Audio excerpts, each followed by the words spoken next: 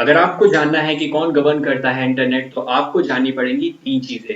वो 3 चीज़ें हैं क्लाइंट, सर्वर और आईएसपी। तो आइए अब देखते हैं कि ये एक्चुअली काम कैसे करते हैं। चलिए शुरुआत करते हैं फेसबुक से। मान लीजिए कि आपको खोलना है फेसबुक, तो आप अपने ब्राउजर में डालते हो www.facebook.com। से ही आप दबाते हो एंटर, तो फेसबुक आपको बदले में देता है एक पेज, जिस पेज को आप देखते हो। तो सवाल ये है कि किस तरीके से आप फेसबुक को रिक्वेस्ट भेजते हो और किस तरीके से फेसबुक आपको वो पेज बदले में देता है। चलिए एक एग्जाम्पल लेते हैं पोस्ट ऑफिस का। मान लीजिए कि हमारे पास एक मैसेज है जिसे पोस्ट करना है जर्मनी के एक शहर में, और उस मैसेज में लिखा हुआ है हेलो अर्चू।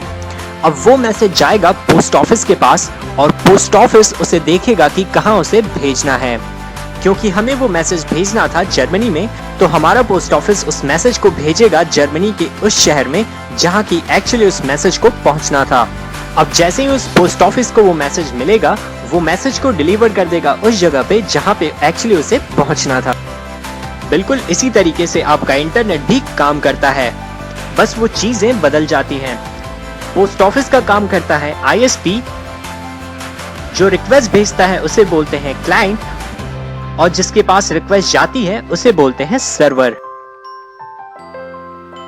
तो जब आप लिखते हैं www.facebook.com, इसका मतलब ये है कि आप रिक्वेस्ट भेजते हो facebook.com को कि आप अपने पेज को मेरे पास भेजो। रिक्वेस्ट एक्चुअली पहले जाती है आईएसपी के पास, और वो आईएसपी सर्च करता है कि ये facebook.com यानी कि फेसबुक सर्वर कहाँ पे है। पता चल जाता है कि ये सर्वर कहाँ पे है यानी facebook.com कहाँ पे है, तो वो रिक्वेस्ट भेजता है उस कंट्री के आईएसपी के पास। जैसे ही वो आईएसपी उस रिक्वेस्ट को पाती है, तो वो आईएसपी भेज देती है इस रिक्वेस्ट को फेसबुक के पास, जिसे सर्वर भी कहते हैं। फेसबुक वो रिक्वेस्ट पाता है, वो भेज देता है अपने पेज को ताकि आप उसे चला सको। इसी तरीके से और बाकी साइटें भी काम करती हैं, चाहे वो YouTube हो, सोशल ब्लेड हो या फिर कोई और साइट हो। तो चलिए आप डिसाइड करिए कि कौन एक्चुअली गवर्न करता है इंटरनेट को। तो आपके पास ऑप्शंस हैं 4। पहला ऑप्शन है क्लाइंट, दूसरा ऑप्शन है सर्वर, तीसरा ऑप्शन है आईएसपी और चौथा ऑप्शन है कोई नहीं। आपके पास है 5 सेकेंड्स।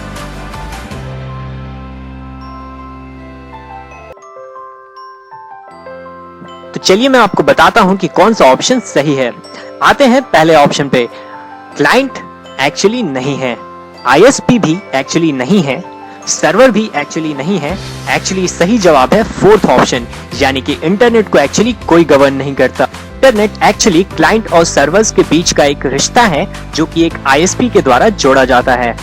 ये आईएसपीज होती हैं इंडिपेंडेंट, और आप चाहो तो खुद का भी एक आईएसपी बना सकते हो, बिल्कुल उसी तरीके से जिस तरीके से ये 2 आईएसपीज इंडिया की सबसे फेमस आईएसपीज हैं। एक आईएसपी जो कि दिल्ली में है और दूसरा आईएसपी जो कि बैंगलोर में। इंटरनेट को बेहतरीन बनाने के लिए कुछ ऑर्गेनाइजेशंस बनाए गए हैं, जो कि ये डिसाइड करते हैं कि कौन से ऐसे रूल्स होने चाहिए और कौन सी ऐसी टेक्निक होनी चाहिए जिसकी वजह से इंटरनेट काफी अच्छा हो और उसकी सिक्योरिटी ज्यादा हो। लेकिन वो एक्चुअली गवर्न नहीं करते हैं इंटरनेट को। तो अगर आपके सुनने में ये आता है कि इंटरनेट का कोई एक सेंटर है जो कि कैलिफोर्निया में है, या फिर कोई अफ्रीका में, या फिर इंडिया में, तो मैं आपको बता दूं कि एक्चुअली वो कोई सेंटर नहीं है, वो एक्चुअली वो ऑर्गेनाइजेशंस हैं जो इंटरनेट को और भी बेहतरीन बनाने के लिए कुछ रूल्स एंड रेगुलेशंस बनाती हैं। अब आते हैं कि इंटरनेट का बेस क्या है, क्योंकि इंटरनेट का कोई मालिक नहीं है, इंटरनेट का एक्चुअली एक बेस है, और वो बेस है लेवल 1 की आईएसपीज। चलिए मैं बताता हूं आपको शुरू से। एक्चुअली आईएसपीज को डिवाइड किया गया है 3 लेवल्स में, लेवल 1, लेवल 2 और लेवल 3। लेवल 1 की आईएसपीज वो आईएसपीज होती हैं जिन्होंने अपने खुद के पैसे लगा के समुद्र में कुछ ऐसे चैनल्स बनाए हुए हैं जिससे डेटा और रिक्वेस्ट को एक कॉन्टिनेंट से दूसरे कॉन्टिनेंट में भेजा जाता है। और ये आईएसपीज किसी भी सर्वर या फिर किसी भी क्लाइंट से कोई भी पैसे नहीं लेती हैं।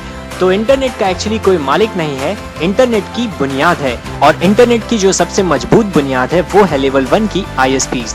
लेवल 2 और लेवल 3 की आईएसपीज एक्चुअली वो आईएसपीज होती हैं जो कि किसी पर्टिकुलर कंट्री या फिर किसी पर्टिकुलर कॉन्टिनेंट में ही एक्चुअली कम्युनिकेशन करती रहती हैं।